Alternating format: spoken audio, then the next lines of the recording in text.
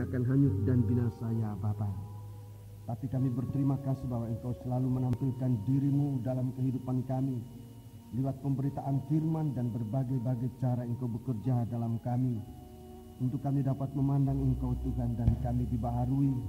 Baik dalam kekuatan kami maupun dalam iman kami mengikut Engkau Tuhan, dan kami berterima kasih saat ini. Kami merindu untuk duduk di bawah kaki Engkau Tuhan. Ajarkan kami firman-Mu. Kuatkan kami untuk dapat kami melakukan dalam kehidupan kami.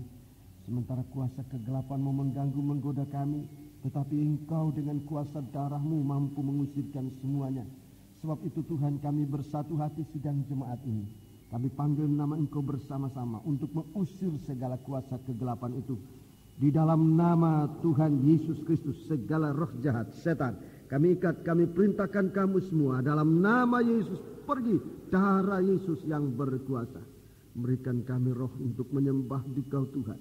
Roh untuk memperhatikan firman-Mu. Untuk melakukan segala sesuatu yang Kau pesankan dalam hidup kami sekali. Terima kasih Tuhan. Terima kasih. Urapan roh-Mu yang suci biar bekerja dalam kami saat ini. Membantu kami, menolong kami. Untuk kami dapat memusatkan hati dan pikiran kami. Guna mendengarkan dan mengerti firman-Mu Bapa. Terima kasih Tuhan. Haleluya. Dalam nama Yesus kami sudah berdoa. Haleluya. Amin.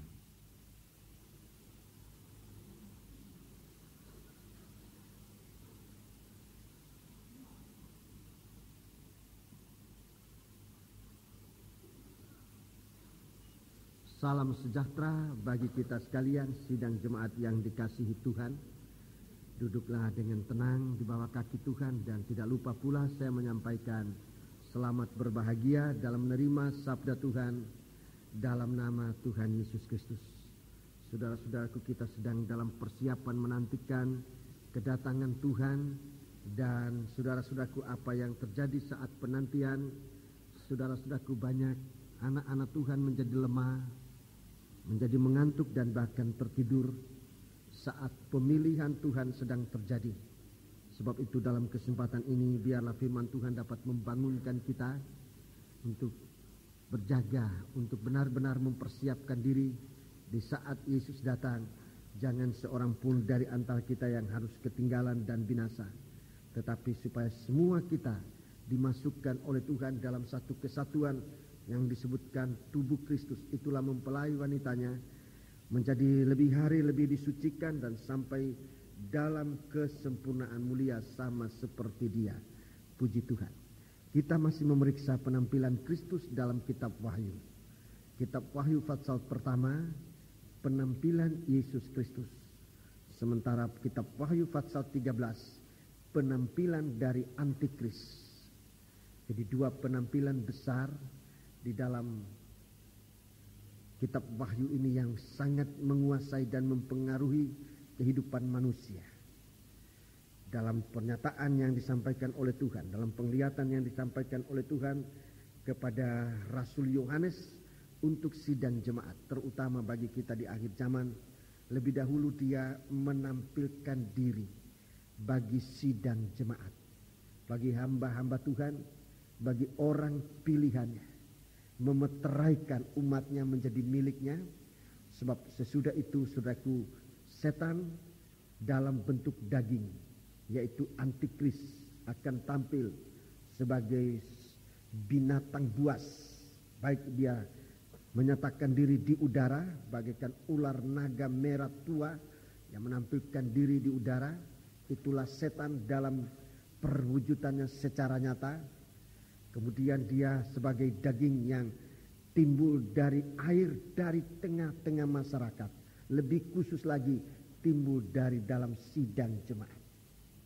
Ini bagikan laut yang sekarang ini saat ditiup oleh angin yang jahat. Laut ini bergelora, bergelombang dan menenggelamkan banyak kehidupan. Laut itu masyarakat umat manusia. Begitu banyak dari segala suku, bangsa dan bahasa sedang ditiup oleh roh-roh yang jahat, sehingga di mana-mana terjadi pergolakan. Banyak kehidupan yang tenggelam dan binasa. Sudah kita perhatikan penampilan setan ini dalam bentuk daging. Semua daging yang buas. Dia akan nyata sebagai daging yang timbul dari bumi ini. Itulah pengajaran-pengajaran sesat dari nabi-nabi palsu, guru-guru palsu, saudaraku, yang akan menyesatkan banyak umat manusia. Dan kalau boleh, orang yang terpilih itu juga. Sebab itu kita harus waspada. Penampilan setan dalam bentuk daging, dan disebutkan semuanya menjadi binatang-binatang buas, saudara-saudaraku. Dan setiap pribadi yang lengah itu akan diterkamnya. Rasul Petrus mengatakan dia bagaikan singa yang mengaum-ngaum mencari siapapun juga yang dapat dilulurnya. Saudaraku, kita sekarang memperhatikan kehidupan kita. Sebab setan akan tampil itu bukan hanya untuk menguasai, tetapi untuk juga sekaligus memiliki, dan dia tidak akan melepaskan mangsanya. Nabi Yesaya dalam kitab Yesaya pasal 14 dia katakan dia tidak akan melepaskan tawanannya pulang dengan bebas. Sehingga saudaraku, kalau sekarang ini terjadi ada pekerjaan kelepasan yang dikerjakan oleh darah Yesus Kristus, ini harus kita hargai. Kelepasan dari sepuntung rokok, kelepasan dari minuman keras, kelepasan dari mabuk-mabukan, kelepasan dari roh najis. Saudaraku, kita biar perhatikan itu. Sebab itu merupakan suatu keajaiban Tuhan yang Tuhan kerjakan di dalam kita untuk kita miliki. Saudaraku, kelepasan yang tadi saya katakan dari perkara yang besar sampai dengan yang kecil. Saudara-saudaraku, biar kita inventarisasi itu menjadi milik yang harus kita pertahankan. Merupakan pemberian dan berkat Tuhan, mujizat yang kita alami. Kelepasan dari kebiasaan yang tidak baik, dari tabiat, dari kelakuan yang merugikan baik kita sendiri maupun masyarakat. Itu semua harus kita pelihara dengan sebaik-baiknya, merupakan harta yang sangat mahal. Mari kita akan periksa di sini dalam kitab Wahyu pasal pertama. Ayat 12, Yesus tampil di tengah-tengah sidang jemaat. Memang di ayat-ayat kemudian dalam pasal yang kedua, penampilan ini disebutkan kembali. Dia yang tampil di tengah-tengah sidang jemaat. Dan dia juga yang tampil dengan bintang di dalam tangannya. Kita melihat ayat 13. Ayat 13. Yesus tampil serupa anak manusia. Ini yang berpakaian jubah yang panjangnya sampai di kaki, dan dadanya berlilitkan ikat pinggang dari emas. Dia tampil sebagai imam besar yang berbelas kasihan. Saudaraku, jubah ini pakaian kebenaran yang juga akan dipakai oleh gereja Tuhan. Pakaian kebenaran berlilitkan ikat pinggang. Ini di dalam ikat pinggang ini ditulis nama yang berkuasa. Setia dan benar. Itu ikat pinggang. Ikat pinggang itu kesetiaan dan kebenaran. Kitab Nabi Yesaya disebutkan itu, dan dalam kitab Wahyu itu nama. Setia dan benar itu nama dari dia sebagai hamba. Dia diberi nama setia dan benar. Saudaraku, Rasul Paulus dalam surat Filipi dia katakan, nama itu nama di atas segala nama. Dan ini berarti suatu kemenangan. Jadi imam besar yang berbelas kasihan, tapi ditandai dengan kemenangan. Di dalam nama itu, saudaraku, kita menang dalam segala hal. Rekan-rekan hamba Tuhan, dalam pelayanan kita banyak tantangan, banyak rintangan. Tapi yang menang adalah orang yang setia dengan benar. Itu menang. Orang yang benar itu orang setia dan dalam kebenaran. Sebab itu nama dalam pelayanan.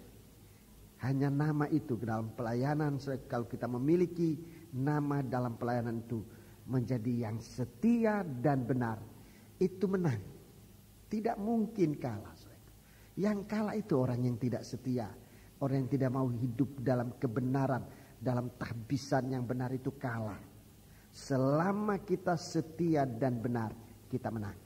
Sebab Yesus sudah tampil sebagai imam besar dengan pakaian jubah kebenaran dan berikat pinggang, berlilitkan ikat pinggang kesetiaan dan kebenaran. Itu nama yang diberikan oleh Tuhan kepada Yesus Kristus sebagai imam besar. Ayat-ayatnya saya sudah sampaikan dalam kita sekalian. Kemudian ayat yang ke-14, ayat 14, kepala dan rambutnya putih bagaikan bulu yang putih metah. Ini mahkota, mahkota seorang raja. Ayat 14 ini Yesus tampil sebagai raja dengan mahkota kemuliaan, mahkota yang tidak akan layu. Ini mahkota kekal. Dan matanya bagaikan nyala api. Saya jelaskan ini berkaitan dengan Daniel pasal 7 ayat 9 dan 10. Kemudian ayat-ayat yang berkaitan dengan ini. Ini adalah tahta Allah. Mata bagaikan nyala api menyala ini penyucian Tuhan untuk kehidupan kita istimewa hamba-hamba Tuhan untuk menjadi tahta Allah dengan segala kegiatan bagaikan api yang berkobar-kobar, saudara-saudaraku. Dan ini satu hal yang Tuhan tunjukkan kepada kita. Daniel dia melihat api ini itu adalah tahtanya Allah. Dalam penglihatan, dalam mimpi dia melihat ini. Rasul Yohanes dalam penglihatan dia melihat mata yang menyala bagaikan api. Tapi Rasul Paulus dalam firman Allah dia menemukan bahwa hamba-hamba Allah itu nyala api. Hamba-hamba Tuhan itu nyala api. Jadi tiap-tiap hamba Tuhan itu adalah tahta Allah di mana Tuhan ingin nyatakan suatu kegiatan yang berkobar-kobar bagaikan nyala api dalam kesucian. Untuk membawa, untuk menampilkan Kristus dalam hidupnya, dalam nikahnya, dalam khotbahnya. Dia menampilkan Kristus sebab dia adalah tahta Allah. Dimanapun dia berada dia adalah tahta Allah. Puji Tuhan. Dan satu kehidupan yang aktif itu adalah satu kehidupan bagaikan mata yang terbuka. Mata yang tidak tertutup seperti orang tertidur. Tapi satu kehidupan yang menyala itu menunjukkan bahwa aktivitas yang rutin dari Bapa di surga. Dia terus dalam suatu kegiatan. Hanya mata yang tertidur yang tidak punya sinar cahaya. Hanya mata yang mengantuk, yang redup, yang tidak bersinar. Seorang hamba Tuhan, Tuhan inginkan dia adalah mata, benar-benar mata yang bersinar, mata yang bercahaya bagikan nyala api. Puji Tuhan. Ini ayat yang ke-14. Ayat yang ke-15, Yesus sebagai Yesus ditampilkan dengan kaki mengkilap bagaikan tembaga membara di dalam perapian. Dan suaranya bagaikan desau air bah. Ini Yesus sebagai hakim. Dia tampil sebagai hakim untuk menghakimi, untuk menyucikan. Dan kalau setiap pribadi yang tidak mau disucikan, itu penghakiman berarti suatu penghukuman. Jadi gereja Tuhan menghadapi lebih dahulu penghakiman ini. Gereja Tuhan yang memulai dihakimi. Dihakimi dalam arti kita disucikan oleh Tuhan. Itu penghakiman Tuhan yang mulai bekerja dalam gereja Tuhan sekarang. Tuhan mau menghukumkan dosa, semua dosa supaya dosa jangan berkuasa atas sidang jemaat. Dia tampil bagaikan dengan kaki yang mengkilap bagaikan tembaga membara. Ini bicara tentang penghukuman atas dosa. Penghukuman atas dosa. Segala dosa yang sudah dilakukan oleh manusia itu dihakimi oleh Tuhan. bagaikan api, bagaikan kaki yang mengkilap, bagaikan tembaga membara dalam api, dalam perapian. Ini suatu kerasnya, tegasnya penghukuman atas dosa yang sudah dilakukan. Tetapi juga suaranya bagaikan desau air bah. Dari mulutnya keluar suara bagaikan desau air bah. Suara ini adalah firman Allah yang menderu bagaikan air bah. Ini suatu penghakiman. Perhatikan, bagi sidang jemaat. Bagi sidang jemaat ini penghakiman Tuhan atas segala perkara yang kita tidak lakukan sesuai dengan firman Allah. Zaman Nuh itu terjadi. Manusia tidak melakukan kehendak Allah. Manusia melakukan kehendak dirinya sendiri. Yang semuanya cenderung untuk berbuat jahat. Yang membuahkan segala kejahatan. Tuhan mau menghakimi segala sesuatu yang kita tidak lakukan menurut firman Allah. Apa yang sudah diperintahkan oleh Tuhan lalu tidak dilakukan, itu akan dihakimi oleh firman itu sendiri. Yohanes pasal 12 di sana dikatakan, aku datang bukan untuk menghakimi, tapi untuk menyelamatkan. Dia datang untuk menyatakan kekuasaan Tuhan dengan kaki tembaga, dengan kaki mengkilap bagaikan tembaga. Di atas kayu salib, ia sudah menaklukkan segala dosa yang dilakukan oleh manusia. Pada akhirnya, Tuhan katakan, kalau kamu mendengar firman tetapi tidak melakukan, aku tidak menjadi hakim untuk itu. Ada yang menjadi hakim untuk itu, ialah firman itu sendiri. Jadi seberapa banyak firman, seberapa banyak firman yang kita dengar, tetapi kita tidak mau lakukan, maka dalam Injil Yohanes pasal 12 Tuhan katakan firman itu akan tampil sebagai hakim. Dia bagaikan air yang menderu, air bah yang menderu. Satu penyucian, suatu penghukuman yang besar di akhir zaman. Sebab itu mari kita perhatikan firman Tuhan. Kita perhatikan firman Tuhan. Asal saja kita mau melakukan. Asal saja. Kedengarannya firman Tuhan memang berat, dan itu berarti firman Tuhan itu punya bobot, supaya jangan dientengkan. Tetapi beratnya firman tidak berarti bahwa kita tidak bisa lakukan. Kalau kita mau lakukan, firman Tuhan itu akan memberi kita kekuatan.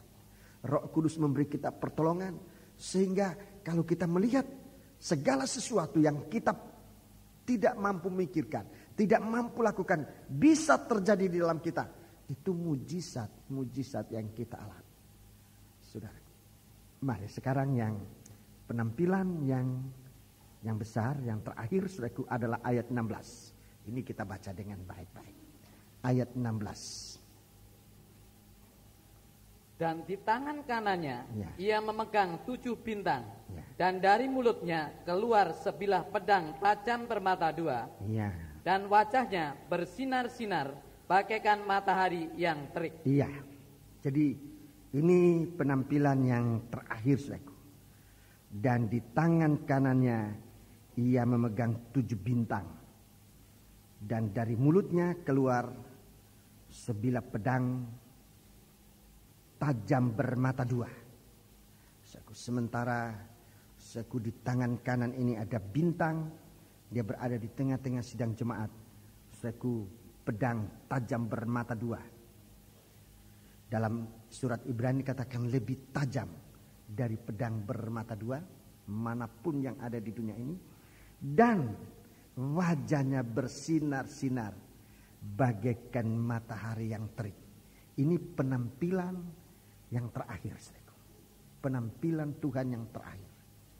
Sesudah itu, saudaraku, sudah kita lihat Tuhan sudah mulai menyatakan segala sesuatu yang ingin ia kerjakan. Dari penampilan ini, saudaraku, dia mulai mengerjakan sidang jemaat.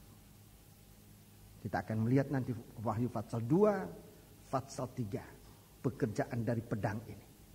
Pedang itu bicara tentang firman Allah. Pedang itu bicara tentang firman Allah. Sementara dia berada di tengah-tengah sidang jemaat. Sementara bintang di tangan kanan, saudaraku, dia mengerjakan baik sidang jemaat maupun bintang-bintang ini. Puji Tuhan. Pedang ini, saudaraku, itulah firman Allah. Dalam kitab Wahyu pasal 2 dan 3 itu operasi. Operasi yang sangat teliti. Dan tidak ada sesuatu yang asing yang ada dalam tubuh Kristus.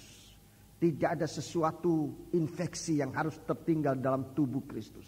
Tidak ada sesuatu kuman yang harus tinggal dalam tubuh Kristus. Semua dioperasi oleh tajamnya pedang bermata dua ini. Saudara-saudara, saya menyampaikan kepada sidang jemaat, rekan-rekan hamba Tuhan, agar kita mengikuti, saudaraku, operasi dari tajamnya firman. Kitab Wahyu pasal 2 dan 3 ini, saudaraku, kita dioperasi oleh Tuhan bukan untuk mematikan, tapi untuk menyehatkan. Saudaraku, kalau operasi ini datang dengan pisau, dengan pedang yang tajam ini, saudaraku, tidak ada akan tertinggal satu apapun juga. Dan ini penyucian terakhir dengan firman, saudaraku, kalau namanya operasi, firman yang ditandai darah. Tidak ada operasi seringan apapun juga tanpa darah. Jadi penyucian terakhir dengan pedang. Dan ini berarti suatu operasi. Suatu penyucian, suatu penyembuhan dengan ada tanda darah.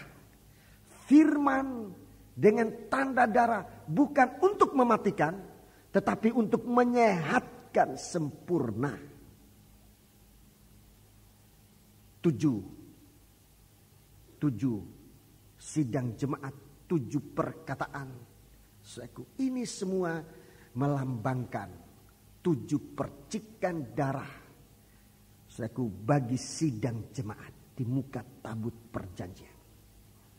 Di muka tabut perjanjian. Jadi pasal 2, pasal 3 itu nanti, pasal 2, pasal 3 itu percikan, 7 kali percikan darah di muka tabut perjanjian. Itu operasi firman Tuhan untuk tubuh Kristus, untuk sidang jemaat, agar menghasilkan sidang jemaat yang sehat. Saudaraku, tubuh Kristus harus menjadi sehat sempurna. Kita lihat saja bagaimana Tuhan datang di bumi. Di bumi 3,5 tahun dia mengadakan operasi. Di pelayanannya di Timur Tengah sana, di daerah Yudea, Samaria, saudaraku. Dan dia mengerjakan segala sesuatu. Kalau dia menemukan orang sakit disembuhkan. Orang buta dijelekkan. Orang lumpuh dibuat berjalan. Orang tepok dibuat bisa bekerja. Orang bisu bisa bersorak memuliakan Tuhan. Saudaraku, orang bisu bisa berbicara-bicara, saudaraku. Dan orang tuli bisa mendengar. Bahkan orang kusta bisa disucikan. Orang mati pun dibangkitkan. Ini suatu operasi tajamnya. Semua dikerjakan oleh Tuhan dengan firman-Nya. Itu pada saudaraku gereja hujan awal dulu. Waktu Yesus datang dalam keadaan sebagai manusia. 3,5 tahun dia mendapat kesempatan bekerja di antara umat manusia. Tapi di hari-hari ini Tuhan akan tampil. Ini ayat yang ke-16 ini. Dia sebagai Tuhan. Dia sebagai mempelai laki-laki. Dia sebagai Tuhan, dia sebagai mempelai laki-laki yang bekerja untuk menampilkan mempelainya, saudaraku. Maafkan saya berbicara bagi saudara-saudara sekalian. Saudara yang dalam keadaan kondisi tubuh mungkin ada penyakit, mungkin saya tidak bermaksud untuk menghinakan seseorang, tidak. Tapi saya akan menggambarkan bagaimana Kristus ingin merubah kita ini. Merubah kita menjadi mempelai yang bersinar bercahaya. Sama seperti dia. Menjadi mempelai yang tanpa cacat. Mata kita yang buta dia mau jelekkan. Dia menggunakan operasi yang tajam. Operasi dengan pedang firman yang tajam. Supaya tidak ada mata yang buta. Dia tidak mau mempelainya nanti ditampilkan dalam keadaan semacam itu. Dia tidak mau mempelainya dalam keadaan yang bungkuk. Dia tidak mau. Dia mau tadinya bungkuk dijadikan tegak, dijadikan begitu tanpa cacat dan celah. Dia tidak mau mempelainya tetap tuli, dia tidak mau. Dia mau sembuhkan itu. Jadi kalau kita mengerti, saudaraku, percikan-percikan darah. Dan setiap percikan darah, perhatikan. Setiap percikan darah itu tepat mengena di mana sakitnya kehidupan kita secara rohani. Dan itu sakit benar. Kalau tersentuh aja bisul, kalau tersentuh saja, saudaraku, kita menjerit. Dan Tuhan bukan tabib yang bodoh, dia akan mengoperasi tepat di mana letak sakitnya, kurangnya. Kalau mata yang buta mata itu yang menjadi sasaran perhatian Tuhan. Kalau telinga yang tuli, telinga itu yang menjadi sasaran. Tidak mungkin telinga yang sakit lalu yang dioperasi daging betis, tidak mungkin, saudaraku. Dia akan operasi tepat dan setiap di mana sakitnya itu ada. Jangankan dioperasi, disentuh aja kita sudah teriak-teriak. Sakitnya memang sakit. Tetapi sesudah itu, Rasul Paulus dalam surat Ibrani dia katakan, sesudah itu kita mendapat bagian di dalam kekudusannya. Bagian dalam kesempurnaannya. Di situ kita bahagia benar-benar. Saat kita dioperasi, itu tidak mendatangkan sukacita, melainkan duka cita. Sakit. Jadi saya bicara lebih dahulu, saudaraku, supaya saudara punya kemampuan ketahanan. Kalau kena operasi ini, jangan melompat keluar. Tapi mohon kekuatan Tuhan, sebab operasi itu hanya beberapa saat. Dan sesudah itu kita benar-benar menjadi bebas bersama Tuhan. Di dalam Tuhan kita punya tubuh yang sempurna, tanpa cacat dan celah. Jadi waktu operasi ini sangat singkat. Waktu operasi ini sangat singkat. Jika Tuhan memberikan kita kesempatan kekuatan, saya akan beberkan ini. Fatsal 2 dan Fatsal 3 ini waktunya, saudaraku. Waktunya kalau kita lihat dalam kitab nubuatan, baik kitab Daniel maupun dibandingkan nanti dengan kitab Wahyu ini hanya kira-kira 2 tahun. Untuk waktu Fatsal 2 dan Fatsal 3. Ini hanya kira-kira 2 tahun. Begitu cepat. Tapi saya tidak katakan mulai dari sekarang. Tidak, saya tidak tahu. Ini mungkin sudah tahun keberapa. Saya tidak ada seorang pun tahu. Almarhum Pendeta Injono juga merindukan itu, saudaraku. Dan dia pernah katakan, kalau saya tahu kita sekarang sudah berada pada tahun keberapa, saya akan berteriak untuk kasih tahu. Dia pernah ngomong itu, saudaraku. Jadi memang dalam kitab Wahyu ini, saudaraku, satu hal-hal yang perlu kita perhatikan. Dan saudaraku, mari kita akan periksa sekarang ayat 16. Yesus tampil sebagai Tuhan, sebagai Raja, saudaraku, dalam ayat yang ke-15. Tetapi dia adalah mempelai laki-laki. Dalam ayat 15 dia sebagai Raja. Dalam ayat 16 ini dia sebagai Tuhan. Dan sekaligus dia adalah mempelai laki-laki. Dia mempelai laki-laki. Dia memiliki bintang di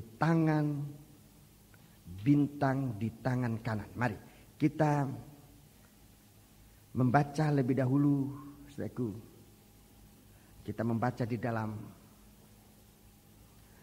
Fatsal 2 lebih dahulu ayat 1. Untuk menjelaskan ini kita melihat di sini ayat 1. Tuliskanlah kepada malaikat jemaat di Efesus. Inilah firman dari Dia yang memegang ketujuh bintang itu. Dia yang memegang 7 bintang di tangan kanannya. Di tangan kanannya. Dan berjalan di antara ketujuh kaki dian emas itu. Ya, di sini dia tampil dalam keadaan ini. Dia memegang 7 bintang. Dia berada di antara ketujuh kaki dian, 7 sidang jemaat. Ini mempelai laki-laki dengan pengaruh dan kekuasaan penuh, saudaraku. Dalam sidang jemaatnya, mulai dari pimpinan sampai kepada bagian tubuh Kristus. Anggota sidang jemaat yang mungkin tidak diperhatikan oleh sesamanya, yang paling kecil. Mulai dari yang paling kecil sampai kepada pimpinan. Itu diperhatikan oleh Tuhan. Dia tampil sebagai Tuhan sebagai raja, sebagai mempelai laki-laki. Wahyu 19 mulai ayat 6, 7 dan 8. Yesus tampil sebagai Tuhan, sebagai raja, sebagai mempelai laki-laki untuk sidang jemaat. Wahyu 19 sudah catat saja, baca di rumah ayat 6, 7 dan 8. Puji Tuhan. Ini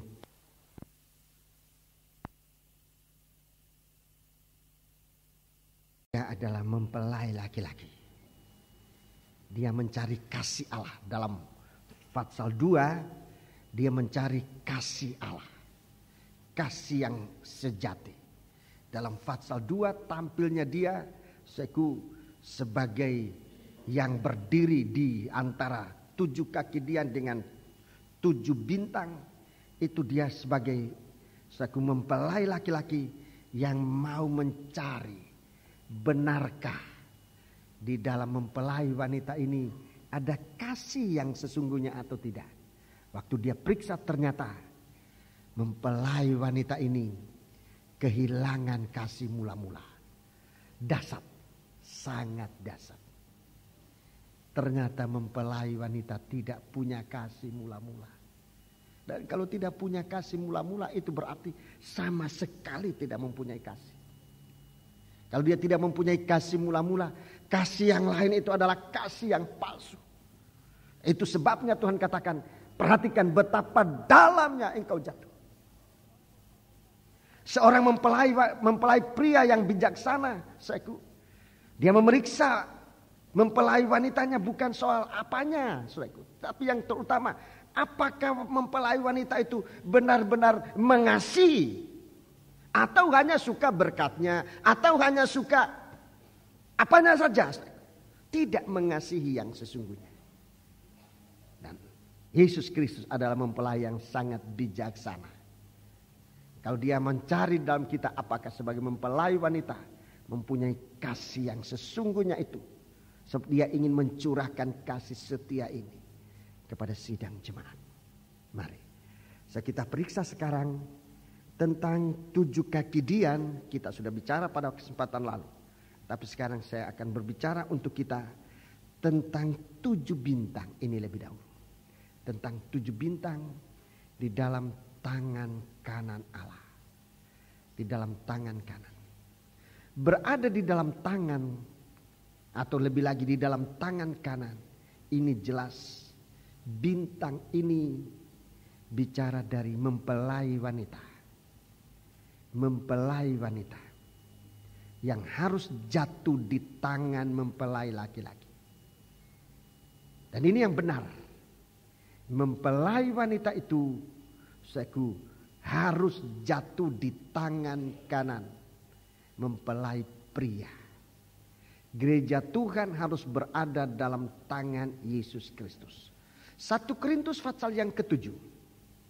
1 Korintus pasal yang ke-7. Ini bagi kita mempelai di bumi ini merupakan suatu teladan yang sempurna. Ayat 3 dan ayat yang ke-4. Ayat 3 dan ayat yang ke-4. Hendaklah suami memenuhi kewajibannya terhadap istrinya, demikian pula istri terhadap suaminya. Ya, ada kewajiban, ada hak. Sebab dalam kewajiban semua harus menggenapi kewajiban. Jadi suami punya kewajiban, istri punya kewajiban. Dalam nikah yang benar ini Rasul Paulus sebagai pemberita kabar mempelai ini sangat tegas. Hendaklah suami memenuhi kewajibannya terhadap istrinya. Demikian pula istri terhadap suaminya. 4. Istri tidak berkuasa atas tubuhnya sendiri. Ya, tidak berhak atas tubuhnya sendiri. Tetapi suaminya. Tapi suami itu terus. Demikian pula suami tidak berkuasa atas tubuhnya sendiri. Tidak berkuasa atas tubuhnya sendiri. Tetapi istrinya. Istrinya itu. Jadi ini tentang hak. Bintang di tangan kanan Allah. Ini saudaraku, Tuhan menyatakan hak dan kewajibannya bagi sidang jemaat. Tuhan menyatakan hak dan kewajibannya bagi sidang jemaat. Perhatikan kewajiban kita. Jangan hanya menuntut hak. Gereja Tuhan di akhir zaman ini banyak menuntut hak. Mengklaim. Ini janji Tuhan. Ini janji Tuhan. Tapi dia tidak perhatikan kewajibannya. Hanya menuntut hak. Harus diberkati, harus disembuhkan, harus ini, harus ini. Dia menuntut hak. Kalau kita menjadi istri yang baik, kita punya hak di tangan suami. Kalau hak kita di tangan suami, kita tidak perlu menuntut. Suami yang benar, dia akan tahu hak istrinya itu apa. Apalagi Kristus. Kalau kita benar-benar menempatkan diri sebagai bintang, sebagai bintang, kita tidak banyak menuntut, sebab kita tahu persis bahwa sebagai bintang kita berada dalam tangan kanan Allah. Itu artinya segala hak kita berada dalam tangan Tuhan, dan hak itu benar-benar terpelihara oleh Tuhan. Tuhan tidak pernah menipu kita. Itu Tuhan, itu mempelai kita. Jadi kalau kita ini terlalu banyak menuntut, oh ini janji Tuhan. Iya janji, memang Tuhan menjanjikan. Tetapi kalau kita sebagai istri yang terlalu menuntut hak kita, saudaraku, di hadapan mata sang suami, kita terlalu merendah, terlalu menyatakan kita ini rendah diri, bukan rendah derajat, bukan rendah hati, rendah derajat. Sebagai istri hanya tiap pagi nuntut hak, malam nuntut hak, siang nuntut hak. Hanya hak melulu. Dasar memang ada. Itulah janji. Tapi lebih daripada janji adalah kasih Allah. Kalau Allah mengasihi kita, itu jauh lebih daripada janji apapun yang pernah kita terima. Saudara-saudara. Kalau kita hidup dalam kasih Allah, kita menerima jauh lebih daripada apa yang hanya merupakan janji. Tapi kalau kita sebagai istri yang hanya menuntut janji, saudara-saudara, kita begitu merendahkan derajat mempelai wanita yang sebenarnya Tuhan ingin tampilkan sama derajat dengan dia. Kecenderungan gereja Tuhan di akhir zaman sekarang itu, saudara, menuntut hak. Menuntut hak, apalagi dunia ini sekarang. Sebagai seorang wanita, dunia sekarang sedang bergelora, emansipasi. Saudara-saudaraku, saya tidak mau bicara soal politik, soal emansipasi. Tetapi sebenarnya di dalam Tuhan tidak perlu emansipasi. Buat apa emansipasi? Kenapa tidak perlu? Sebab Tuhan sama ratakan, suami dan istri itu sama hak. Tidak perlu emansipasi, sebab haknya sudah sama. Kalau dalam keadaan hak sudah sama, si wanita masih mau menuntut, itu berarti bukan untuk sama. Untuk lebih dari suami, lebih dari laki-laki. Dan ini yang terjadi sekarang. Kalau gereja Tuhan menuntut banyak, saya akan janji. Gereja Tuhan tidak menuntut persamaan, tidak. Menuntut mau lebih dari Tuhan. Saudara, lebih benar dari Tuhan, lebih suci dari Tuhan. Dan ini kondisi dari gereja Tuhan di hari-hari. Kalau kita mau periksa itu secara firman Allah.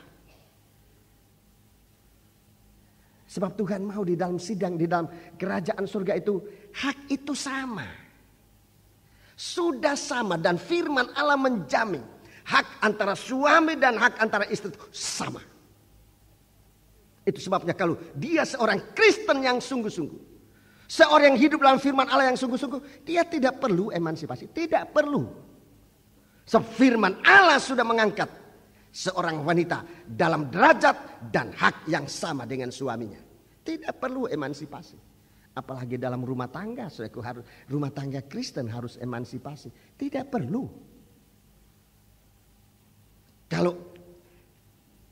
Kalau di dalam rumah tangga Kristen masih ada emansipasi, berarti saudaraku, kemungkinannya adalah nomor satu, dia tidak hidup menurut firman Allah. Itu nomor satu. Nomor dua, dia mau lebih dari suami. Dan itu suatu malapetaka. Itu malapetaka, saudaraku. Itu benar-benar malapetaka. Kalau orang dunia ini emansipasi, wajar. Wajar, saudaraku. Dan kita harus dukung itu. Kalau ibu-ibu, istri-istri di dunia ini, wanita-wanita emansipasi, itu wajar dan kita harus dukung itu. Sebab apa? Sebab di sana hak kaum wanita diinjak-injak. Itu harus kita bantu, itu harus kita tolong. Tetapi kalau kita sendiri yang hidup di dalam firman Allah masih mau emansipasi, itu jelas bukan emansipasi. Itu orang wanita yang mau hidup lebih dari orang laki-laki. Ini sangat berbeda. Bintang itu berada dalam tangan kanan. Itu artinya seluruh hak itu saya berada dalam tangan Tuhan.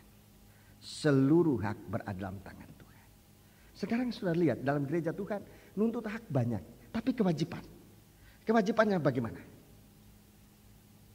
Kewajibannya sama sekali kurang.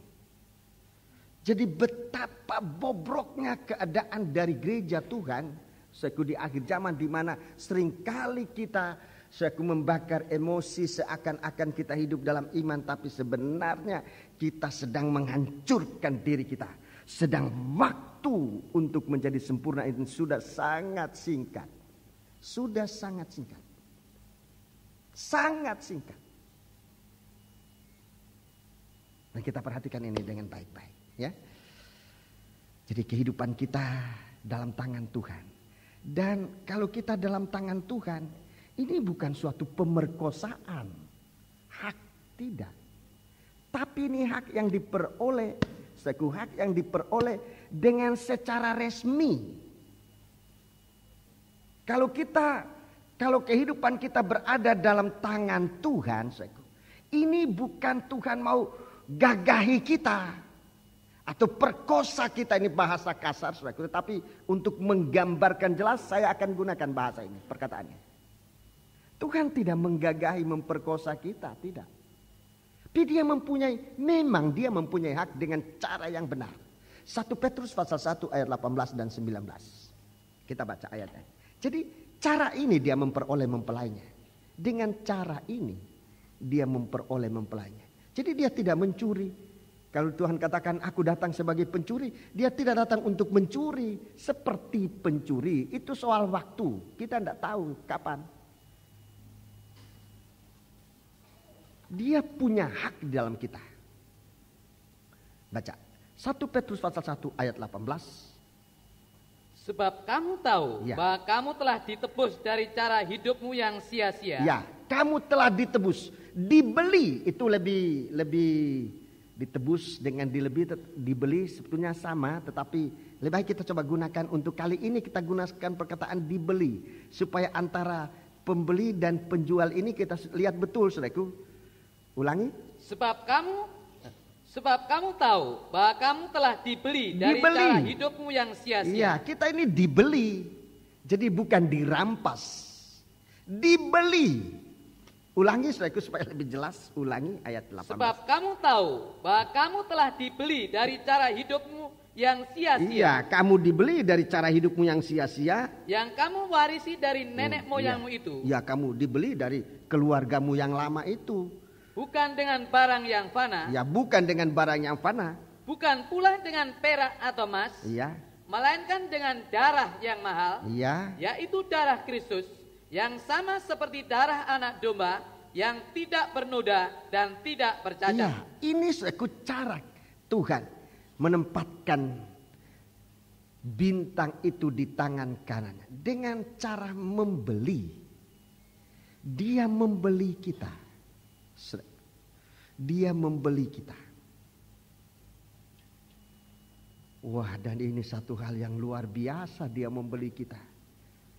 Dia membeli barang yang cacat, barang yang noda, barang yang kotor, barang yang najis, barang yang sudah lebih dari barang rongsokan.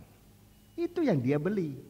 Kalau saudara membeli sesuatu, membeli mobil, membeli apa, saudara pilih yang biar mobil bekas, saudara pilih yang paling mulus dari segala yang bekas itu. Apalagi kalau memang sudah beli mobil baru, sudah pilih semulus-mulusnya. Tetapi Tuhan membeli kita bukan cuma barang bekas, tapi barang yang sudah rusak. Dia beli kita. Sebetulnya Tuhan rugi beli kita itu. Rugi. Barang yang tidak ada gunanya. Barang yang sudah rusak. Barang yang sudah terbuang-buang. Itu yang dibeli. Dan bukan murah, bukan dengan harga murah, dengan harga yang mahal. Dan Alkitab mengatakan mahal, dan itu berarti betul-betul mahal. Tidak ada uang di dunia ini yang bisa menilai tetesan darah itu. Nah, itu yang dia membeli kita. Kalau dia tempatkan kita dalam tangan kanannya, itu lewat pembelian yang sah. Itu sebabnya dalam Wahyu 2 dan Fatsal 2 dan Fatsal 3 itu tanda pembelian itu, percikan darah itu itu bagaikan kwitansi bahwa kita sudah dibeli. Satu kehidupan tanpa tanda darah, tidak ada tanda pembelian. Tidak punya kwitansi bahwa kita ini pernah dibeli oleh Tuhan. Tapi kalau kita memberikan diri kita kena percikan darah oleh firman Allah, dan kita ini benar-benar menjadi orang yang secara sah. Kalau kita menjadi hamba Tuhan yang betul-betul hamba Tuhan. Kalau kita ada anggota Sangkor yang benar-benar anggota Sangkor. Tiap anggota Sangkor yang melayani Tuhan sungguh-sungguh itu ada tanda darah. Tapi anggota Sangkor yang ini hari layani 2-3 bulan tidak mau layani, saya ragukan tanda darah dalam hidupnya. Setiap pribadi, anggota gereja Tuhan yang ada tanda darah itu, dia merasa dia dimiliki oleh Tuhan. Dia tidak mau melakukan segala sesuatu di luar kehendak Tuhan. Sebab dia tahu dia sudah dibeli oleh Tuhan. Dia selalu mengemukakan bahwa dia itu miliknya Tuhan. Dan orang semacam ini tidak banyak menuntut. Dia tidak banyak menuntut ini dan itu. Tidak. Dia apa yang dia pikirkan adalah bagaimana kewajiban. Kalau dia tidak melakukan kewajibannya, dia merasa kurang. Gereja Tuhan di akhir zaman, kewajiban kurang diperhatikan. Tapi berkat yang dituntut. Kalau berkatnya kurang, ngomel. Wah, kurang berkat. Saya tidak mau ikut Tuhan. Dulu saya punya ini banyak, sekarang ikut Tuhan malah mempelai semacam ini. Mempelai yang sangat goyah di hadapan mempelai prianya. Terlalu banyak menuntut. Sementara Tuhan dalam 1 Korintus pasal 7 tadi, kalau kita ini dibeli oleh Tuhan, sekarang yang kita pikirkan adalah bagaimana kita bisa menyenangkan hati Tuhan. Bagaimana kita bisa menyenangkan hati Tuhan. Itu mempelai yang di tangan kanan. Itu bintang yang di tangan kanan. Oh, puji Tuhan. Jadi di sini kita lihat, kalau kita sudah dibeli, yang sekarang kita mikirkan bukan hak, kewajiban. Jadi kehidupan anak Tuhan yang ditebus dengan yang tidak ditebus nyata sekali. Kalau kehidupan anak Tuhan itu hanya menuntut hak, dia belum dibeli. Dia belum ditebus. Ini saya sekarang gunakan istilah ditebus. Dia belum ditebus. Dia masih miliknya dunia. Dia masih miliknya nenek moyangmu, ya, nenek moyang yang kamu warisi dari nenek moyang. Dia masih miliknya kehidupan yang sia-sia yang dia warisi dari nenek moyang. Dia belum ditebus. Buktinya dia mencari hak. Itu saja, gampang aja. Tapi kalau anak Tuhan yang tidak menghitung haknya, dia memikirkan begitu ia ditebus. Tanda penebusan adalah pribadi itu memikirkan bagaimana tubuhnya, bagaimana jiwa dan rohnya melakukan kewajiban untuk Tuhan. Itu tanda dari penebusan. Kalau orang itu kerja ngomel, dia tidak ada tanda penebusan. Kalau dia hitung-hitungan dengan Tuhan, dia tidak ada tanda penebusan. Dan dia tidak di tangan kanan Allah. Biar dia hamba Tuhan, biar dia orang Kristen, dia tidak di tangan kanan Tuhan. Dan hidupnya sangat riskan. Mari kita baca sekarang 1 Korintus. 1 Korintus. Pasal yang ke-6. 1 Korintus pasal yang ke-6. Tadi pasal yang ke-7, sekarang pasal yang ke-6. 1 Korintus pasal 7, pasal 6 ayat 19 dan ayat 20. Atau tidak tahukah kamu bahwa tubuhmu adalah bait Roh Kudus yang diam di dalam kamu, Roh Kudus yang kamu peroleh dari Allah, dan bahwa kamu bukan milik kamu sendiri. Kamu bukan milik kamu sendiri. Nanti dalam pasal berikutnya, pasal 7 disebut kamu itu milik Tuhan. Haknya Tuhan. Haknya mempelai laki-laki. Sebab mempelai laki-laki sudah membeli kamu. Ayat 20. Sebab kamu telah dibeli dan harganya telah lunas dibayar. Kamu sudah dibeli dan harganya telah lunas dibayar. Karena itu muliakanlah Allah dengan tubuhmu. Ini kewajiban. Muliakan Allah dan tubuhmu. Dan dengan rohmu yang kedua-duanya miliknya Allah. Kedua-duanya milik. Tubuh, jiwa dan roh kita ini miliknya Allah. Tuhan tebus kita. Sudah. Tuhan tebus kita. Harganya sudah lunas dibayar. Jadi Tuhan membutuhkan orang-orang semacam ini. Bukan menuntut hak. Kita ini belum apa-apa sudah nuntut hak. Dan salahnya kami, hamba-hamba Tuhan ini, kami salah, banyak kali salah. Kalau kamu berbuat ini nanti Tuhan kasih. Loh, Tuhan sudah kasih lebih dulu buat kita. Bukan kita kerja dulu supaya Tuhan kasih, tidak. Tuhan sudah beli lebih dahulu kita. Tuhan sudah beri kepada kita segala sesuatu untuk kita hidup. Supaya kita melakukan kewajiban kita kepada Tuhan. Itu yang benar. Kami banyak salah. Dan saya sebagai hamba Tuhan, saya mohon ampun kepada Tuhan dan kepada sidang jemaat. Kalau saya mengatakan bahwa saudara berbuat ini supaya diberkati oleh Tuhan, ini suatu kelemahan dan kekurangan yang saya harus koreksi diri dalam pemberitaan itu. Tuhan sudah memberkati kita. Tuhan sudah membeli kita. Ada seorang pengusaha hotel, saudaraku. Saya ke tanah daerah itu, saudaraku. Ke daerah itu saya nginap di hotelnya. Mau pulang, mau bayar. Dia bilang, Bapak, ini sudah ada orang bayar. 2000 tahun yang lalu Tuhan sudah bayar untuk Bapak. 2000 tahun yang lalu saya teringat Kristus di atas kayu salib. Ya ini. Dan perkataan itu banyak dia ulang-ulang kepada hamba Tuhan. Dia tidak mau, dia tahu. Dia tahu apa yang ia lakukan itu. Bukan untuk cari berkat, ia sudah diberkati oleh Tuhan. Ia sudah diberkati oleh Tuhan. 2000 tahun lalu Pak sudah dibayar untuk Bapak.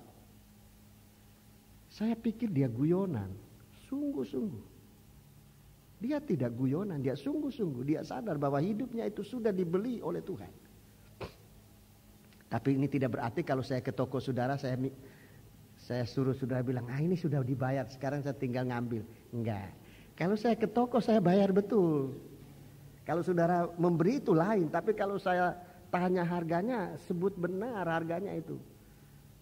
Sebab kita berdagang lain. Tapi kalau saudara ini bukan soal, dia tidak merasa dia dalam kedudukan sebagai pedagang, tapi sebagai anak Tuhan, sebagai bintang di tangan kanan Allah. Dia merasa dia tidak patut untuk berhitung dengan Tuhan. Tidak patut. Dan satu saudara dia bilang, Om, Tuhan berkati saya berkat satu gunung. Kalau saya kerjakan ini cuma seujung kuku dari berkat yang saya terima. Om jangan bicara soal harga. Sekali lagi bukan saya mau saudara-saudara kalau saya tanya ngomong lagi itu sudah ada yang ngomong itu. Saudara nanti ada bahasanya sendiri. Kalau saudara benar-benar ditebus. Itu sebabnya kita harus merasa malu ini di hadapan Tuhan. Kita yang tiap detik dilindungi, dipelihara oleh Tuhan. Belum kerja, belum apa-apa kita sudah diberkati oleh Tuhan. Kerja sedikit mau hitungan sama Tuhan. Kok malu sedikit di hadapan Tuhan, di hadapan mempelai laki-laki. Tuhan sudah memberkati kita. Semua sudah lunas dibayar. Ayat 20 itu, harga telah lunas dibayar. Karena itu, muliakan Allah dengan tubuhmu. Bagaimana kita bisa memuliakan Tuhan, itu kewajiban kita. Bagaimana kita melayani Tuhan, itu kewajiban kita. Itu yang harus kita pikirkan.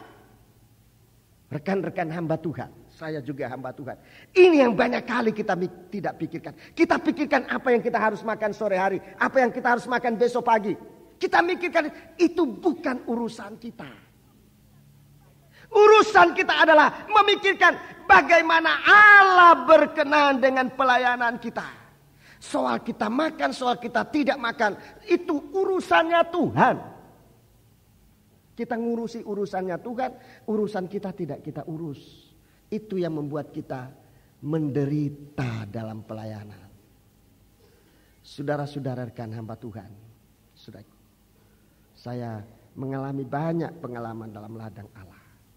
Dalam sidang jemaat yang terkecil pernah saya mengalami. Dengan anggota jemaat 1 orang pernah. Dengan jemaat 4 orang pernah. Dengan jemaat 10 orang pernah. Sampai sekarang ini. Tapi pengalaman saya adalah sama. Jemaat kecil, jemaat besar. Yang harus saya pikirkan adalah bagaimana saya melayani Tuhan. Saya melayani Tuhan, menyenangkan hati Tuhan. Soal kehidupan saya. Soal kehidupan saya di tangan Tuhan. Satu kali istri saya emosi ditanya oleh seorang orang agak kaya. Melayani di mana? Di Manado. Jemaatnya banyak. Anaknya berapa? Anaknya 9. Wah, 9. Kalau begitu jemaatnya besar. Ya enggak besar, sedikit. Ya kalau begitu jemaatnya kaya-kaya. Enggak juga, jemaatnya miskin. Biasa. Loh bagaimana bisa kasih makan anak 9? Istri saya emosi. Loh saya makan itu bukan dari jemaat. Dari Tuhan. Bukan cuma Tuhan pelihara, Tuhan kasih gemuk. Nah ini dia sekarang mencari kurus, sudah setengah mati. Tapi dia sudah sadar, wah ini kesalahan saya. Bukan cuma dikasih makan, dikasih gemuk sama Tuhan. Dia bilang mau kurus, saya bilang hati-hati loh. You sudah bilang. Nah ini, mikirkan bagaimana melayani Tuhan. Soal makan, soal pakai, itu urusan Tuhan. Dalam Matius pasal 7, saudara catat saja, Matius pasal 7 itu Tuhan bicara soal makan. Bukan pasal 7, saya lihat dulu. Pasal 6, bukan pasal 7, pasal 6. Itu Tuhan bicara soal itu. Tapi kita ini bagaimana mula-mula lebih dahulu menyenangkan hati Tuhan. Cari dahulu apa yang menjadi kehendak Tuhan. Yang lain itu hanya ditambah. Ini namanya di tangan kanan. Ini namanya di tangan kanan Allah. Jadi jangan heran saudaraku kalau kita melayani Tuhan sebagai hamba Tuhan, sebagai anggota gereja, selalu merasa susah. Sebab apa? Sebab kita tidak di tangan Tuhan. Kalau kita di tangan Tuhan, saudaraku, kalau saya ngomong ini, saya mohon ampun kepada Tuhan kalau saya berlagak sombong. Tapi dalam pengalaman, saudaraku, kalau kita dalam tangan Tuhan tidak ada keraguan. Kalau kita dalam tangan Tuhan. Sebab Tuhan tahu apa kewajibannya Tuhan. Tuhan tahu apa kewajibannya. Hendaklah suami itu melakukan kewajiban untuk istrinya, hendaklah istri itu melaksanakan kewajiban untuk suami. Mengenai hak, suami tidak berhak atas dirinya sendiri. Istri tidak berhak, suami tidak berhak atas dirinya sendiri, melainkan istri itu. Istri tidak berhak atas tubuhnya sendiri, melainkan suami itu. Itu yang benar. Sebab Tuhan sudah mempraktikkan itu. Kalau sekarang dia ajar anak-anaknya, dia ajar umatnya, dia ajar hamba-hambanya untuk hidup seperti itu. Sebabnya adalah karena ia sudah mempraktikkan itu di dalam kehidupan kita sekalian. Lukas pasal 17. Lukas pasal yang ke-17. Injil Lukas pasal yang ke-17. Injil Lukas pasal yang ke-17. Injil Lukas pasal yang ke-17. Ayat 7 sampai dengan ayat yang ke-10. Siapa di antara kamu yang mempunyai seorang hamba yang membacak atau mengembalakan ternak baginya, akan berkata kepada hamba itu setelah ia pulang dari ladang, mari segera makan. Ya, terus? Bukankah sebaliknya ia akan berkata kepada hamba itu, sediakanlah makananku, ikatlah pinggangmu, dan layani boleh makan dan minum. Ya, jadi ini ada pelayanan di ladang, kena panas, kena hujan, kena angin. Ini pelayanan di ladang, membajak, menggembala. Baik membajak, meluku, maupun menggembala. Ini pelayanan di ladang. Pelayanan hamba-hamba Tuhan di ladangnya ini. Menggembala, membajak, mencangkul, membersihkan pohon-pohon yang tidak berbuah, bagaimana dipupuk, bagaimana dirabuk kembali supaya bisa mengeluarkan buah. Mencangkul sampai jangan ada batu-batu yang membuat pohon itu tidak tumbuh dengan baik dan berbuah. Sudah bekerja di ladang, sudah membajak, sudah menggembala, pulang ke rumah. Dan habis sampai di rumah, Tuhan mana kata, ayo kamu duduk makan. Tidak, sekarang masih ada pelayanan. Pelayanan dalam rumah. Memberi makan, melayani, memberi makan. Ini pelayanan hamba-hamba. Ada saatnya kita harus kena panas, kena hujan, kena angin di padang, di ladang. Membajak, menggembala.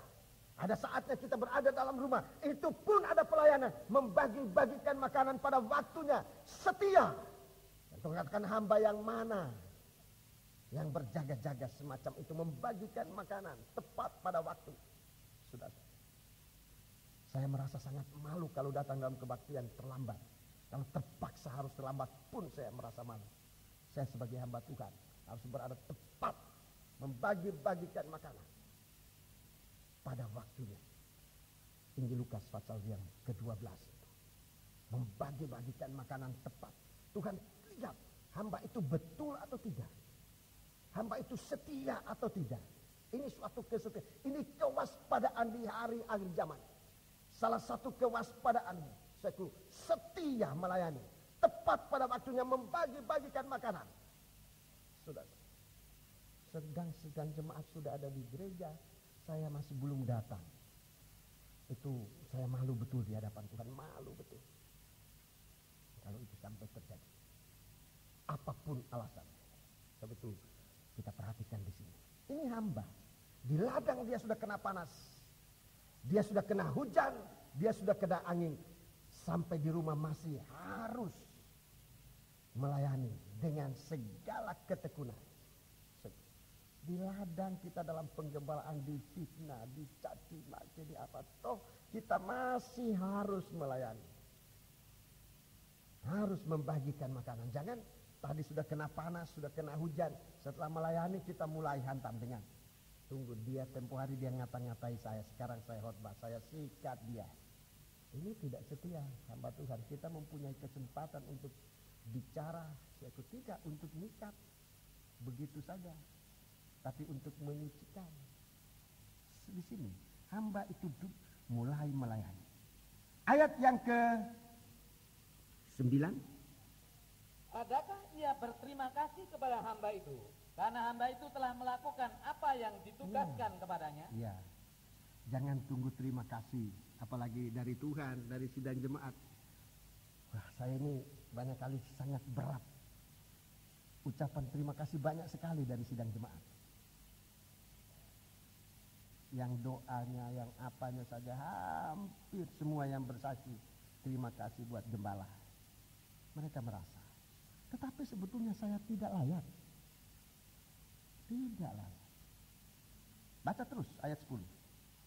Demikian jugalah kamu, apabila kamu telah melakukan segala sesuatu yang ditugaskan kepadamu, hendaklah kamu berkata, kami adalah hamba-hamba yang tidak berguna. Ya, kami adalah hamba-hamba yang tidak berguna. Perhatikan, hamba yang tidak berguna itu bagaimana?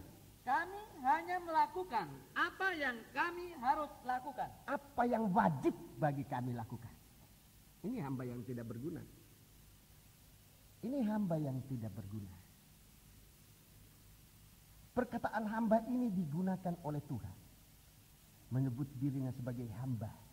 Rasul Paulus menuliskan itu, Kristus sebagai hamba yang tidak berguna.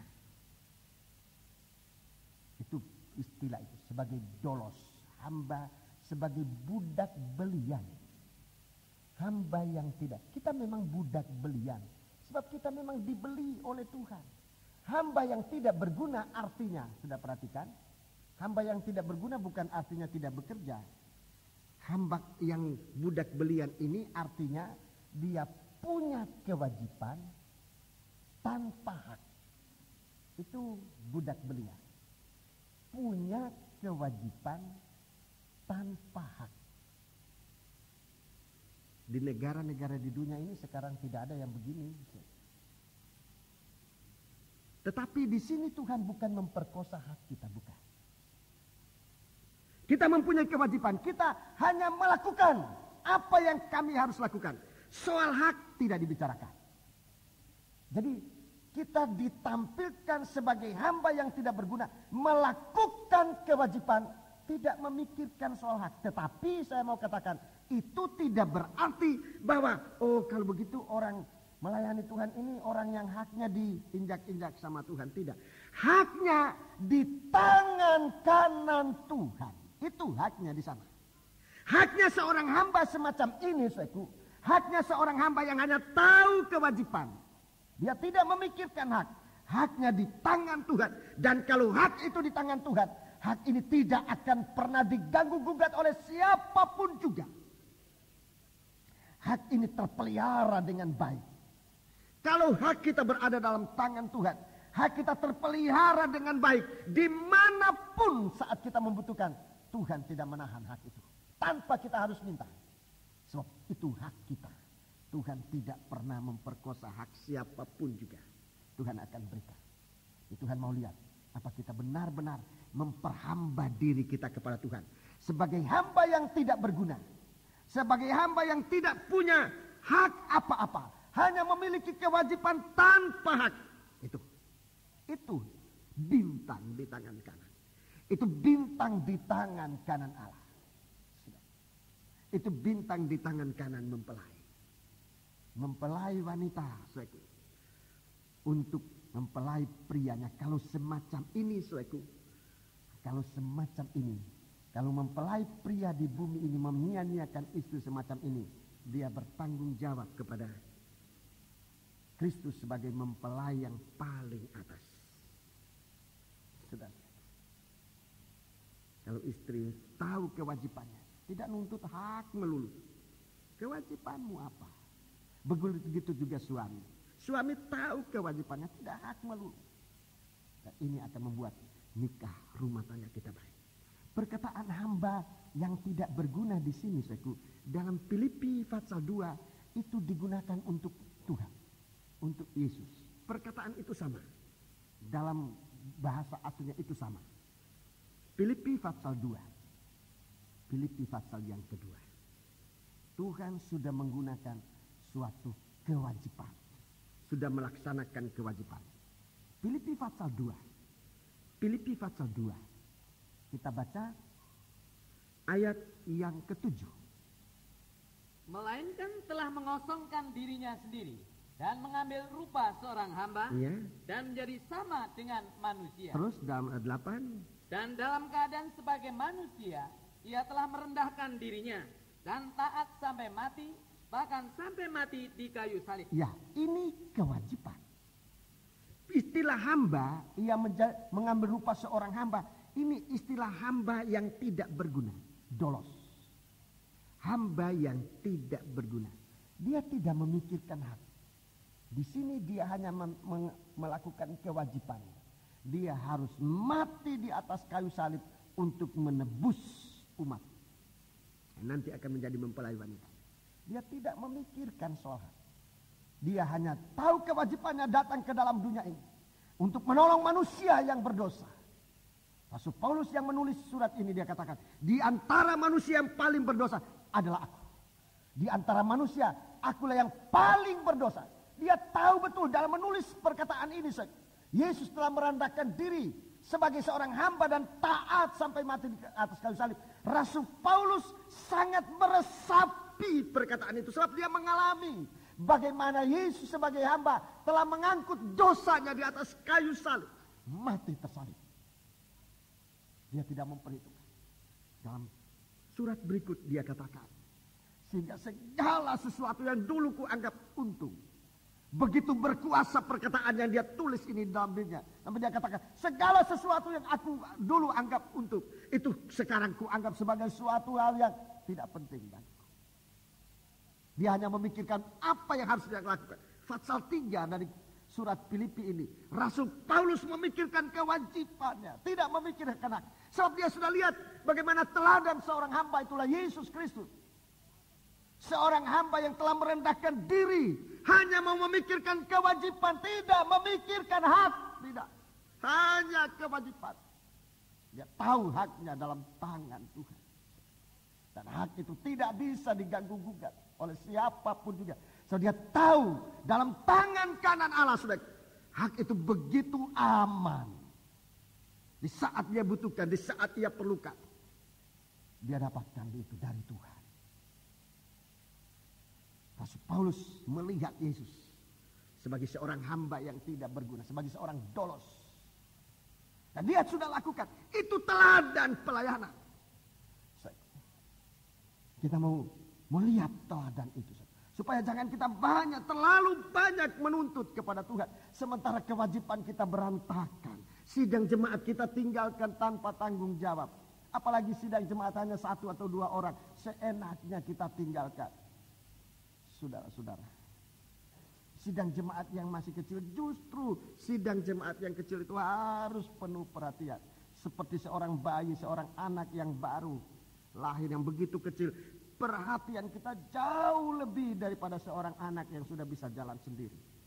Tapi kita hamba Tuhan lain kali terbalik perhatian kita. Yesus sebagai seorang hamba. Dia hamba. Istilah seorang hamba di sini itu sama dengan yang ia ucapkan dalam Matius 17. Istilah itu sama. Hamba yang tidak berguna, hamba yang hanya tahu kewajiban, dia tidak urus soal hak. Ini Rasul Paulus lihat itu. Rasul Paulus melakukan itu. Dan Rasul Paulus diberkati oleh Tuhan. Diizinkan oleh Tuhan. Rasul Paulus dalam surat 2 Korintus pasal 13. Dia diizinkan oleh Tuhan. Maafkan. Dia diizinkan oleh Tuhan untuk naik sampai di langit yang ketiga. Untuk melihat kerajaan surga itu. Suasana kerajaan surga. Suasana di mana haknya dipelihara oleh Tuhan. Dia tahu di mana haknya disimpan oleh Tuhan, di mana haknya dipelihara oleh Tuhan. Itu sebabnya dikatakan segala sesuatu yang dulu kuanggap menjadi suatu hal yang penting, sekarang kuanggap menjadi sampah. Coba kita baca Filipi pasal 3 ayat 7 dan 8. Tetapi apa yang dahulu merupakan keuntungan bagiku? Ya, dulu ku rasa keuntungan. Sekarang kuanggap rugi karena Kristus. Dulu yang ku rasa itu hak yang harus dituntut, dikejar, dicari dan sebagainya. Itu sekarang kuanggap rugi karena Kristus. Terus? Malahan segala sesuatu kuanggap rugi. Iya. Karena pengenalan akan Kristus Yesus Tuhanku lebih mulia daripada semuanya. Kewajiban, dia lihat apa yang dalam Kristus. Kewajiban Kristus yang dia sudah lakukan dalam diri. Itu jauh lebih mulia dari semuanya. Terus? Oleh karena dialah aku telah melepaskan semuanya itu dan menganggapnya sampah supaya aku memperoleh Kristus. Terus? Dan berada di dalam Dia bukan dengan kebenaranku sendiri karena mentaati hukum Taurat, melainkan dengan kebenaran karena kepercayaan kepada Kristus, yaitu kebenaran yang Allah anugerahkan berdasarkan kepercayaan. Iya, terima kasih. 10. Yang ku kehendaki ialah mengenal Dia dan kuasa kebangkitannya dan persekutuan dalam penderitaannya, di mana aku menjadi serupa dengan Dia dalam kematiannya, supaya aku akhirnya beroleh kebangkitan dari antara orang mati. Yang dia bicarakan sini kewajibannya apa? Ini yang dia bicarakan, tidak hak, tidak soal hak, kewajiban. Hak itu dalam tangan Tuhan. Dalam Filipi pasal 2 kita lihat, kalau Yesus sedang atau sudah memperhatikan, sudah melakukan kewajibannya, haknya ada. Haknya ada, tidak hilang. Ayat 9. Ayat 9. Itulah sebabnya Allah sangat meninggikan Dia dan mengaruniakan kepadanya nama di atas segala nama. Ini hak. Terus, supaya dalam nama Yesus bertekuk lutut segala yang ada di langit dan yang ada di atas bumi dan yang ada di bawah bumi. Ini hak, tidak hilang. Kalau kita sampai memperoleh kuasa dalam nama Yesus, apa yang kurang? Apa yang kurang? Tapi kita seringkali tidak memikirkan ini. Kita harus sekarang memikirkan kewajiban kita. Apa yang menjadi kewajiban kita? Soal hak kita, Tuhan tidak pernah menipu kita. Yohanes pasal yang ke-12. Yohanes pasal yang ke-12. Yohanes pasal yang ke-12. Yohanes pasal yang ke-12. Yohanes pasal 12. Kita membaca ayat yang ke-24. Aku berkata kepadamu, sesungguhnya jikalau biji gandum tidak jatuh ke dalam tanah dan mati, ia tetap satu biji saja. Tetapi jika ia mati, ia akan menghasilkan banyak buah. 25. Barang siapa menyintai nyawanya, ia akan kehilangan nyawanya. Barang siapa mencintai nyawanya, ia kehilangan nyawa. Terus? Tetapi barang siapa tidak mencintai nyawanya di dunia ini, ia akan memeliharanya untuk hidup yang kekal. Iya, jadi tidak menuntut hak. Mencintai nyawa itu artinya menuntut hak. Ulangi ayat 25. Barang siapa mencintai nyawanya, ia akan kehilangan nyawanya. Kalau kita cari hak tanpa kewajiban, kita kehilangan. Terus?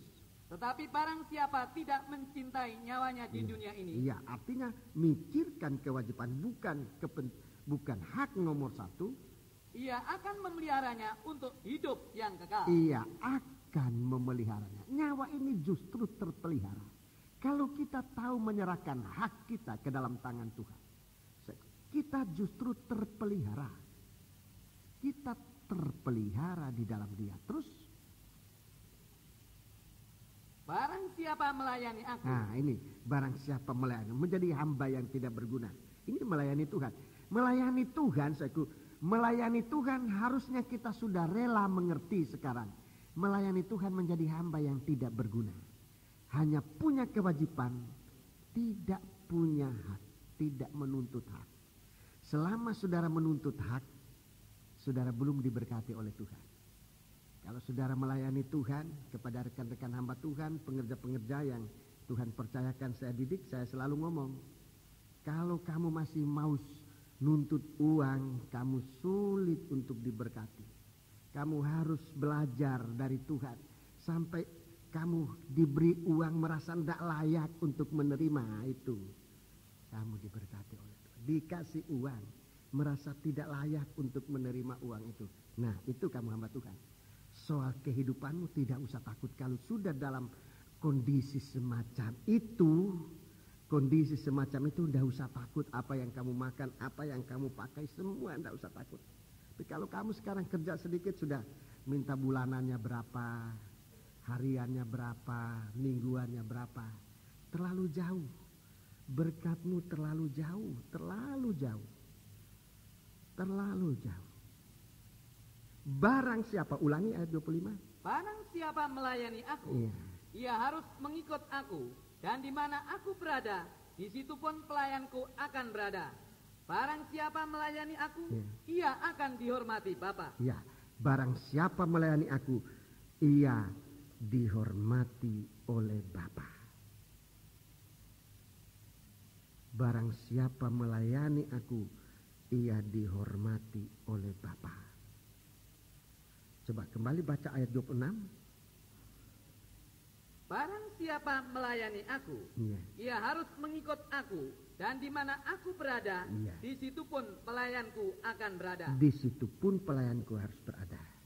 Barang siapa melayani aku, ia akan dihormati Bapa. Ya, ia akan dihormati oleh Bapa. Jadi di sini letaknya cara pelayanan kita seperti Rasul Paulus sudah melakukan. Dalam surat 1 Korintus kita baca.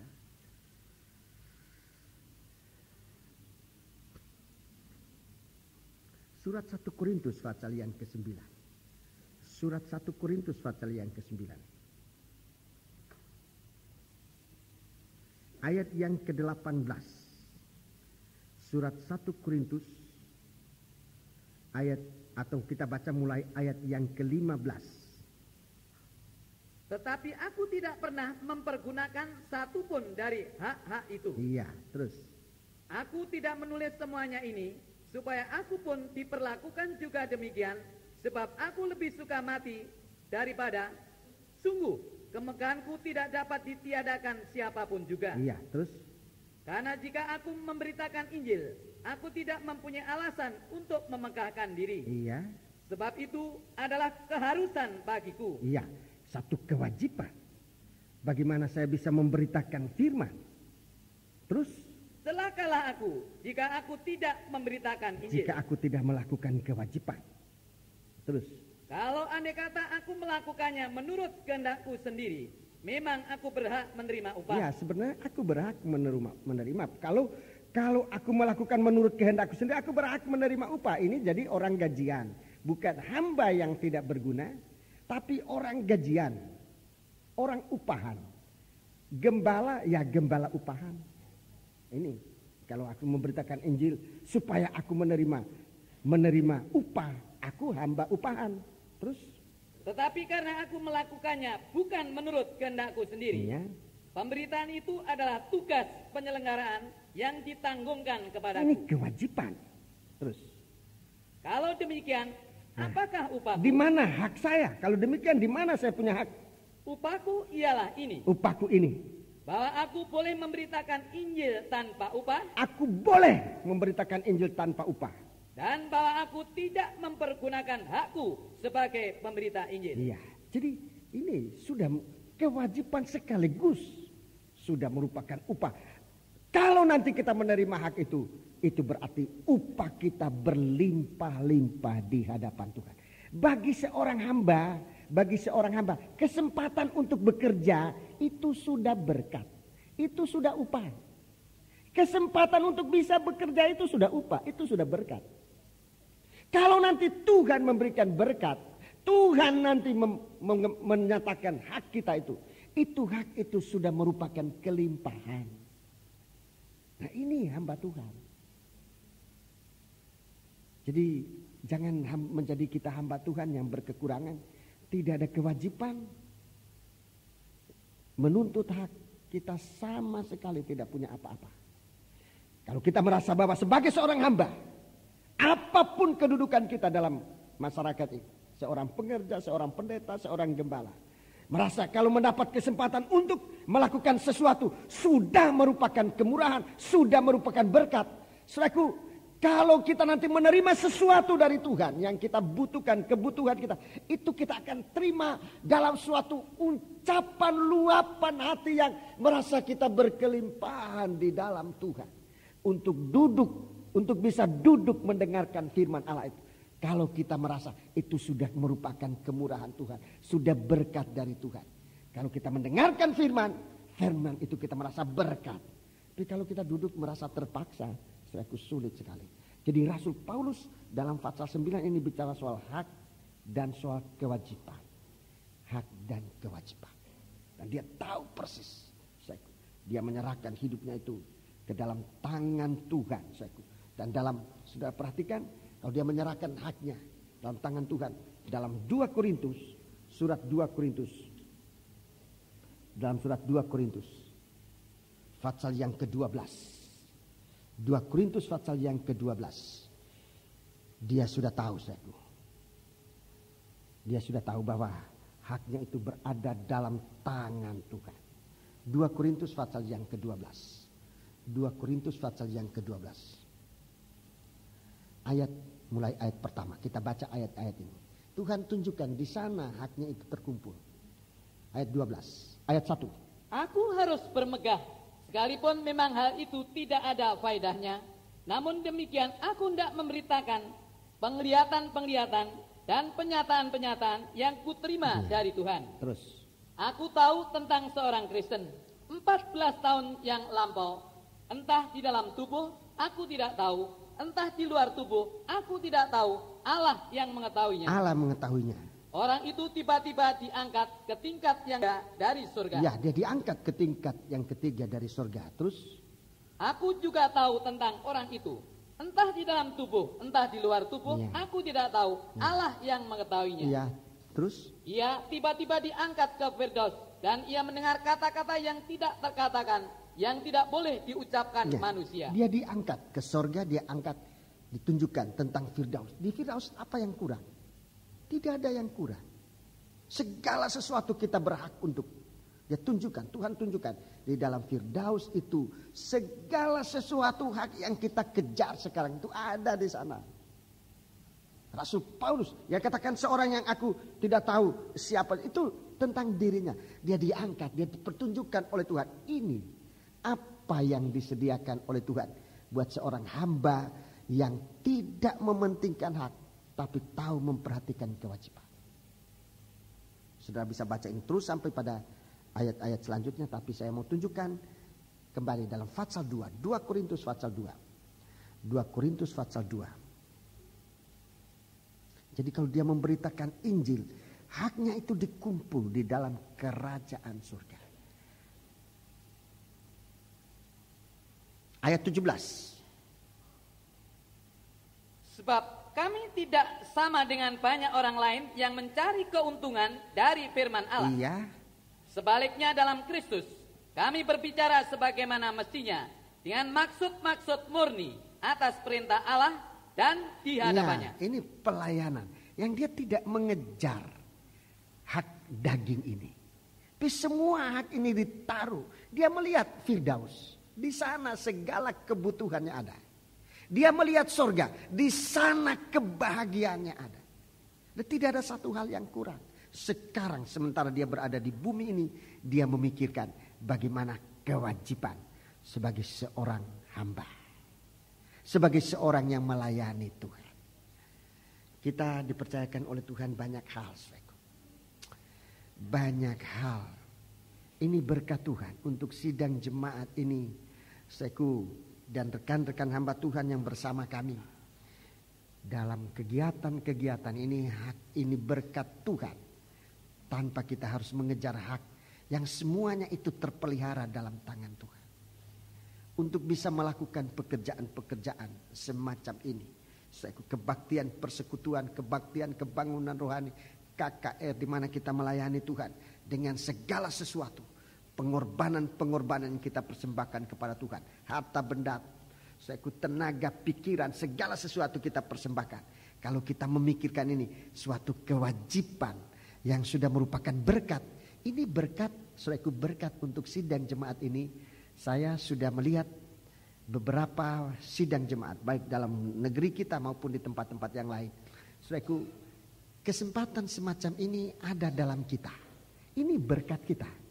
Ini berkat untuk bisa mengadakan kegiatan-kegiatan rohani di mana kita bersama-sama dalam satu tim secara kompak pergi.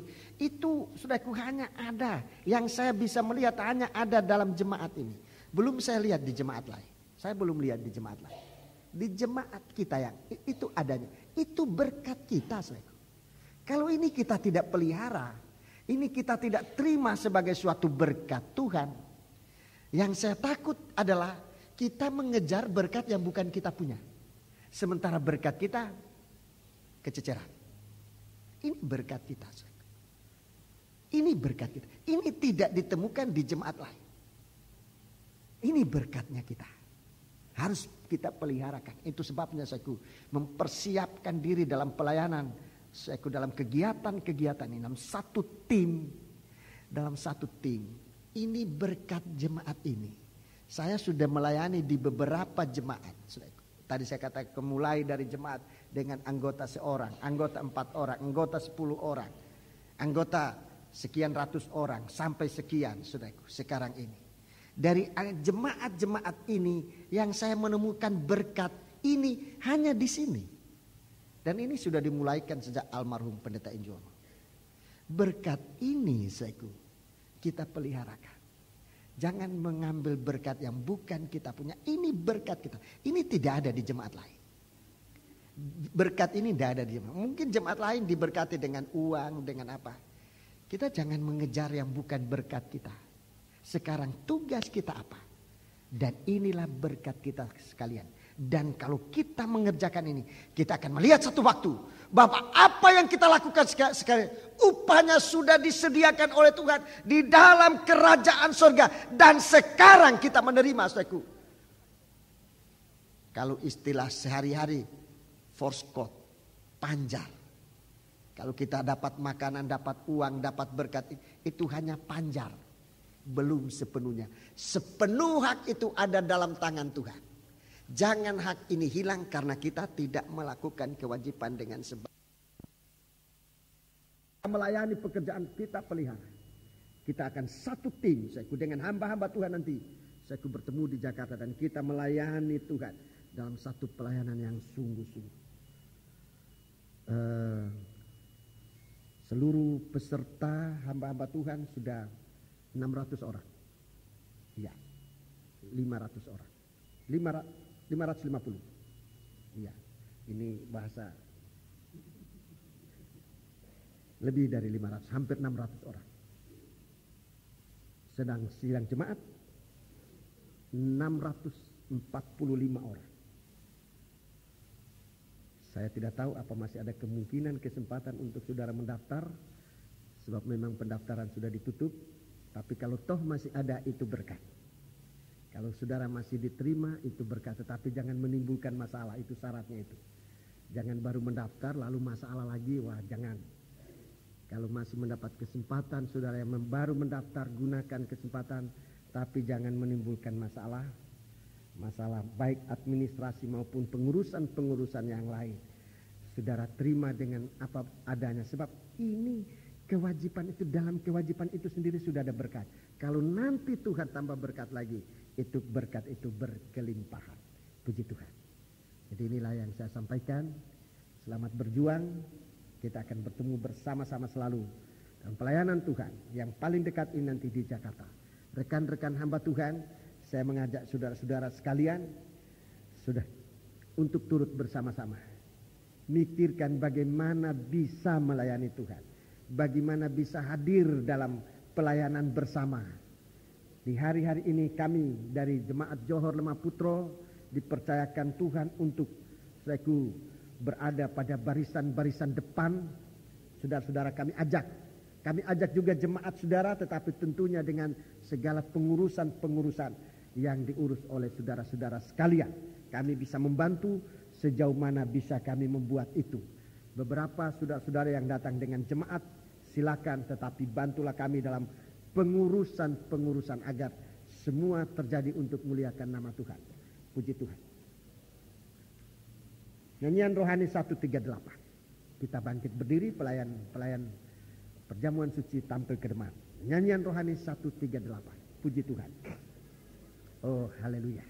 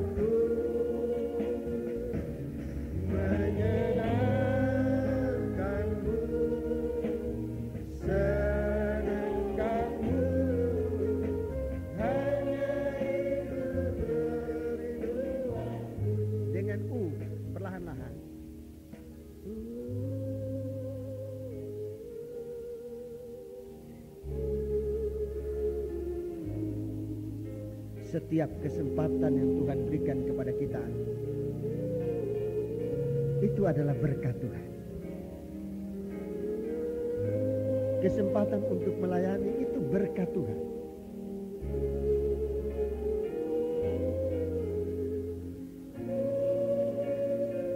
Kita banyak kali tidak menyenangkan Tuhan dengan berkat yang kita terima. Kita lewatkan kesempatan untuk bisa melayani Tuhan. Seringkali kesempatan itu kita ukur dengan uang yang kita terima, dengan berkat-berkat lain kita terima. Kesempatan itu kita lewatkan. Seringkali menyakitkan hati Tuhan.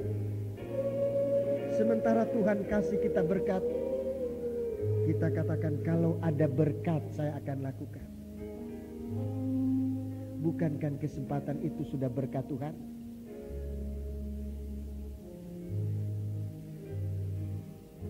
Bagaimana berkat itu kita lewatkan tanpa menyenangkan hati Tuhan?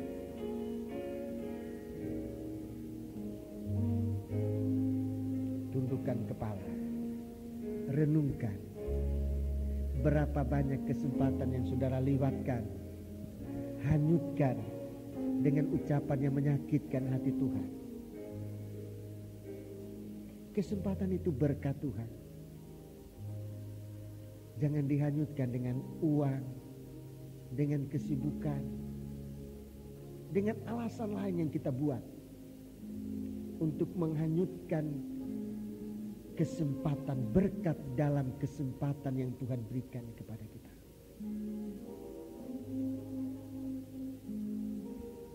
Sementara kita mau menyenangkan hati Tuhan, kesempatan untuk menyenangkan hati Tuhan itu berkat besar. Apakah kita lewatkan begitu saja?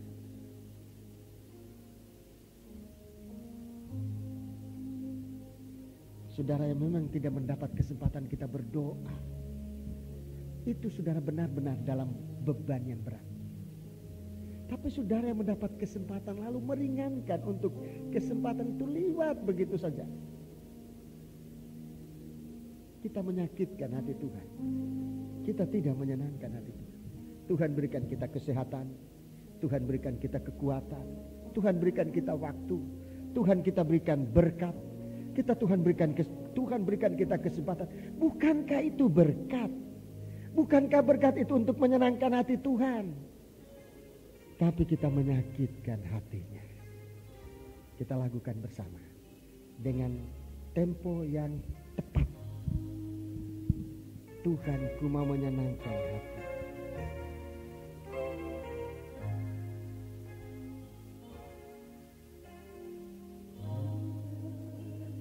mau menyenangkan-Mu. Tuhan, bentuklah hati ini jadi bejana untuk hormat-Mu.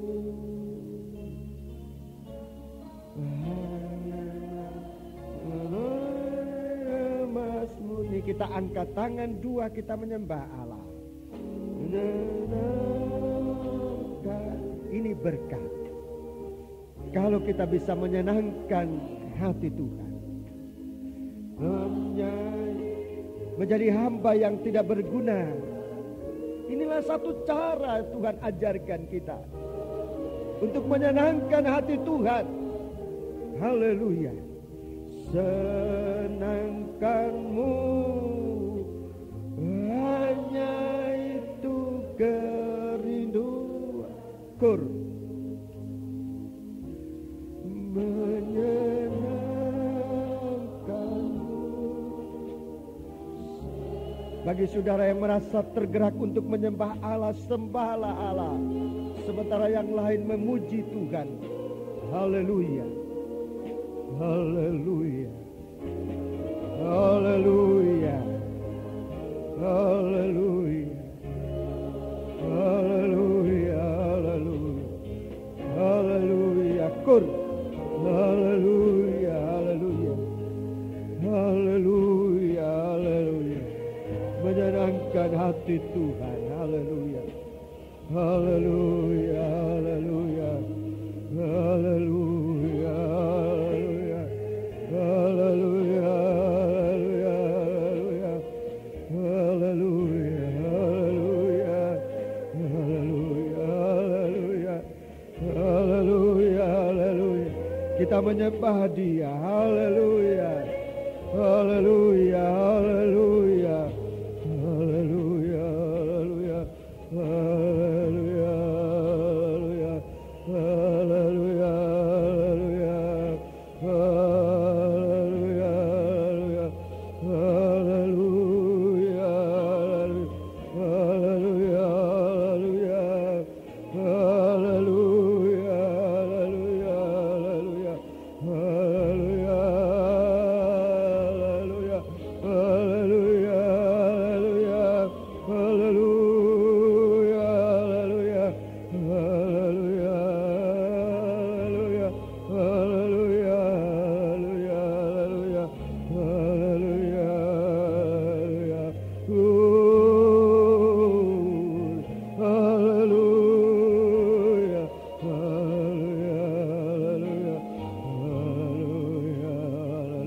Terima kasih Tuhan. Terima kasih Bapa. Terima kasih buat kasih sayang dan buat kemurahan-Mu dalam kami. Terima kasih Bapa. Haleluya. Terima kasih. Haleluya.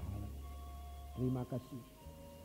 Sekarang Bapa, Engkau yang sudah menjadi korban bagi kami. Tubuh dan darah-Mu tanda Engkau melayani kami, menyelamatkan kami agar kami juga melayani Dikau. Kami sudah mendengarkan firman-Mu dan sekarang kami akan mengambil tubuh dan darah-Mu. Bapa, bentuklah kami menjadi hamba-Mu yang melayani Dikau, bukan sebagai hamba upahan Tuhan, tetapi sebagai mempelai wanita-Mu yang melayani Dikau. Di mana Engkau berada, di sana pun kami berada. Kami tidak mempunyai kemampuan yang cukup banyak, tetapi kemampuan kami hanya dari Dikau Tuhan. Sebab itu ke dalam tangan-Mu lah kami serahkan hidup kami. Pakailah kami melakukan apa yang menjadi kehendak-Mu. Terima kasih Bapa. Sekarang Tuhan, kami akan ulurkan tangan kami, mengambil tubuh dan darah-Mu. Layakkanlah kami menerima berkat dari perjamuan suci ini, yang akan kami terima di dalam nama Tuhan Yesus Kristus. Haleluya. Amin. Kita melakukan nyanyian ini sementara kita akan dilayani dengan perjamuan suci.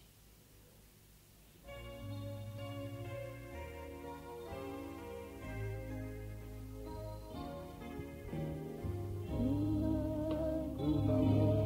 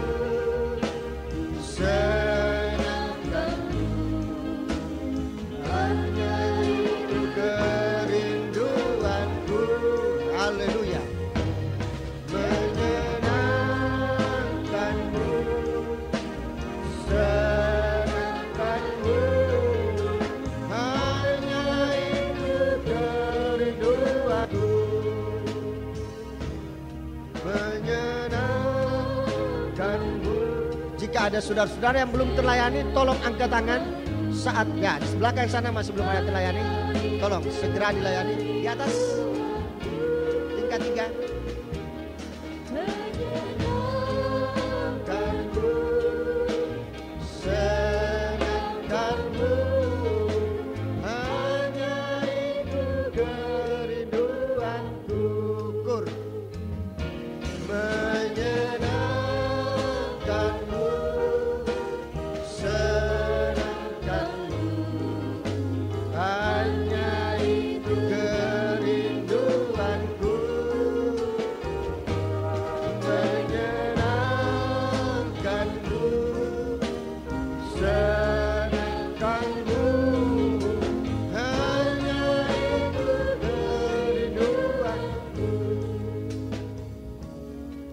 Sudah terlayani, baiklah kita bangkit berdiri. Pelayan-pelayan perjamuan suci segera kembali. Saudara yang ada di luar, silakan masuk ke dalam ruangan, jangan berdiri di muka pintu. Berikan kesempatan saudaramu yang ada di belakang untuk bisa masuk ke dalam ruangan. Haleluya. Berdiri di gang di antara kita berada.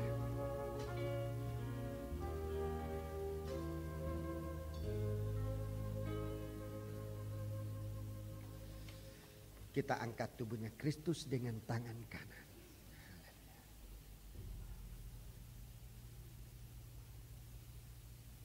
Sebab apa yang telah kuteruskan kepadamu telah aku terima dari Tuhan, yaitu bahwa Tuhan Yesus pada malam waktu ia diserahkan mengambil roti, dan sesudah itu ia mengucap syukur atasnya, ia memecah-mecahkannya dan berkata, inilah tubuhku yang diserahkan bagi kamu. Perbuatlah ini menjadi peringatan akan aku. Haleluya. Kita makan bersama-sama dengan percaya dalam nama Yesus.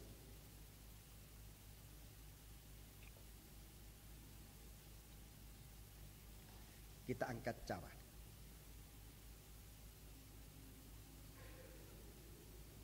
Dengan tangan kanan lebih tinggi dari kepala kita. Demikian juga ia mengambil cawan sesudah makan lalu berkata, cawan ini adalah perjanjian baru yang dimeteraikan oleh darahku. Perbuatlah ini setiap kali kamu meminumnya menjadi peringatan akan aku. Haleluya, kita minum bersama-sama dengan percaya dalam nama Yesus. Kita angkat tangan kita dua ke atas. Ucapan syukur kita persembahkan kepada Tuhan. Saudara Yusuf Adisata, saya mohon untuk berdoa.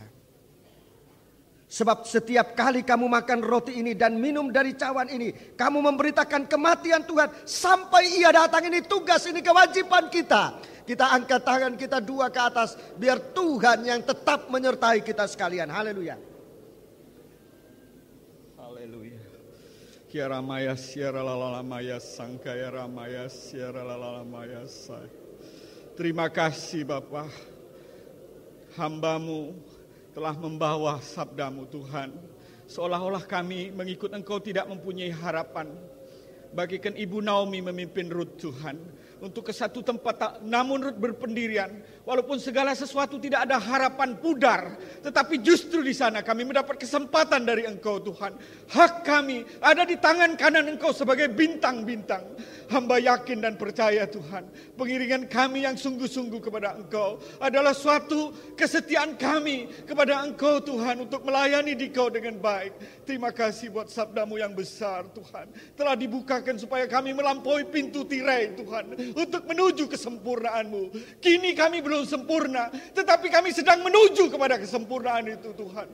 Sucikan hati kami, percik oleh darah-Mu Tuhan, tubuh, jiwa dan roh kami, supaya kami bersandar dan berharap kepada Engkau Tuhan dalam segala hal. Kirawasik kiralalamaya siaralalamaya saya. Kirawasik kiramaya siaralalamaya kirawasik kiralalamaya. Anakku, dengar firman-Ku yang disampaikan oleh hamba-Ku ini.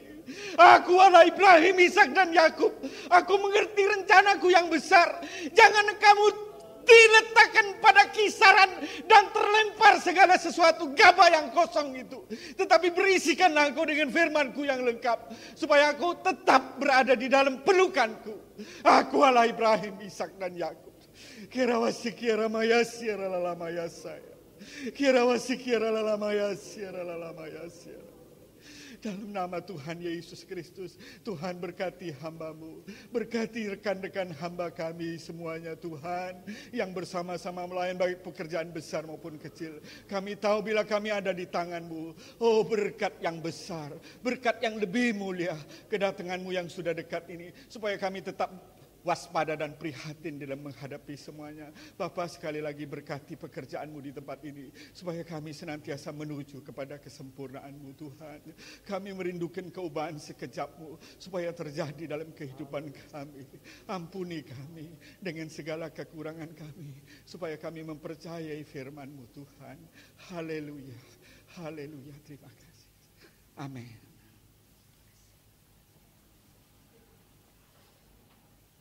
Sudah duduk sebentar, sudah dengarkan pengumuman yang akan disampaikan oleh Bapak Yakub. Bersama kita nyanyikan dari nyanyian rohani nomor 119, sementara korban untuk pekerjaan Tuhan segera akan dipungut. 119 dari nyanyian rohani.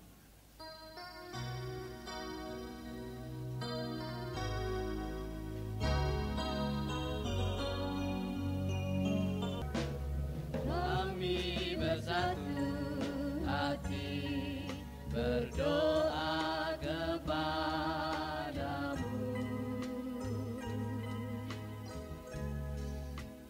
karena kasih yang besar, ku angkat bangsa kami. Kami berseru, ku panjatkan doa. Indonesia penuh api kemuliaan. Indonesia penuh api kemuliaan. Biar belas kasihan-Mu Bapa penuhi hati kami. Biar belas kasihan-Mu Bapa penuhi hati kami.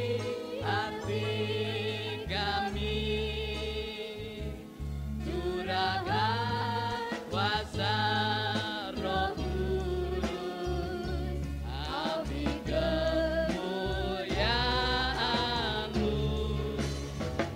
membakar hati yang rindu untuk melayani-Mu sampai seluruh negeri ini, sampai seluruh bumi ini dipenuhi api kemuliaan. Membakar hati yang rindu untuk melayani-Mu. Membakar hati yang rindu untuk melayani-Mu sampai seluruh negeri ini, sampai seluruh bumi ini dipenuhi api kemuliaan. Sampai seluruh negeri ini, sampai seluruh bumi ini. Sampai seluruh negeri ini, sampai seluruh bumi ini dipenuhi api kemuliaan-Mu.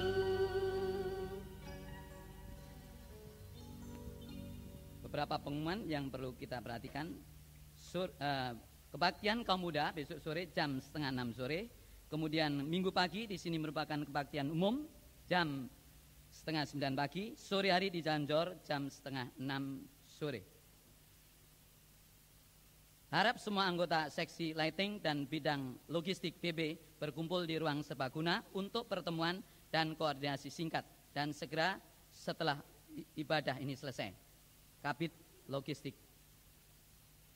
Kepada seluruh peserta Jakarta diingatkan bahwa batas akhir pelunasan seluruh biaya administrasi adalah hari Minggu tanggal 10 November.